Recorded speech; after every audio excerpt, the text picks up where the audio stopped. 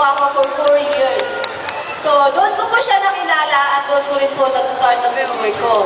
Unang-una, mahirap kasi bilang isang OFW, 16 hours kaming nakatayo, 16 hours kaming nagtatrabaho. Sa mga OFW, I'm sure nakakarinig kayo. Minsan pa nga, may bantay pa kami. Ang pinakamahirap doon, sa isang linggo, isang beses lang kami maka-off. Minsan pa nga, wala eh. Kaya ang hirap talagang gawin ang business. Kasi ang business natin is mag-recruit. So sabi ng upline ko, Mer, alam ko makakaya natin to. So, thank you sa lahat ng nagturo sa amin kung paano gawin ang business through online. Doon ko ginawa yung business, doon namin nag-start, doon lumaki ang grupo ko. After 10 months po na ginawa ko yung AIM Global Part-Time, nakapag-for good po ako dito sa Pilipinas. So, after 10 months po, 3 months after, nakapag-invest po ako ng sarili kong townhouse. Dito po sa Akainta. Then sabay po noon, nakapagpagawa po ako ng bahay namin sa probinsya. Yung matatawag na bahay, hindi gogo. Kasi alam nyo naman po yung mga bahay sa probinsya. Sabi nga ng mama ko, Nak, I love you. Ganun pala yun. Kasi sa buong place natin, tayo lang ang may pinakamagandang bahay. Dahil po yan sa AIM Global. Grabe guys. At ang pinakamasarap doon, kasi since international yung network namin, yung mga domestic helper po din, OFW na nasa sa ibang bansa, pinapadala sa amin yung pamakain nila. Nagtitiwala sila sa akin. Minsan na, nagpipayin ako, minsan naghumahawa ko ng pera, 200,000, 300,000, nakakatakot. Kasi wala pa po akong sasakit ng time na yun.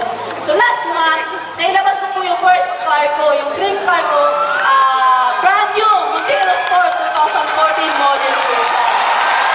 Grabe! The best part po nito, ano po siya? Walo po sa mga downline ko, 2 sa Hong Kong, isa sa Dubai, isa sa Lebanon, and Kuwait, and ano pa yung isa, nakapag-for-good na din po sila. Dati mga domestic helper din po sila. Guys, challenge po ito sa inyo. Kung ikaw ngayon, out po dyan, sobrang 8 hours ka lang nagtatrabaho, nagawa namin 16 hours, nasa ibang bansa pa kami. May bantay pa. Kung nagawa ng mga OFW na partners ko, I'm sure magagawa din ninyo.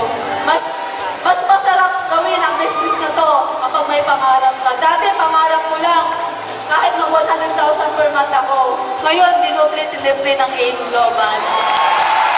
Sa lahat-lahat ng uplines ko, sa ulo ng Alliance Unicorn International ang Brian Tumada, isang ka mga inap, thank you so much sa walang sawang pagsuporta at pag-guide sa akin.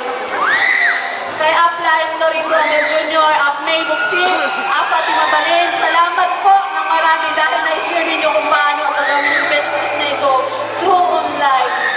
Sa direct upline ko, Maylin Dasilaw, thumbs up dahil pinakilala mo sa akin. Kung hindi mo pinakilala sa akin, I'm sure wala ko dito sa harap ko ngayon. To the board of directors, Sir Adok Ed, thank you so much. Sir John, Sir Francis, salamat. Dahil kung wala ang AIM Global, hindi mababago. 260 degrees yung buhay ng pamilya ko. Sa lahat ng partners ko, maraming salamat. Good morning!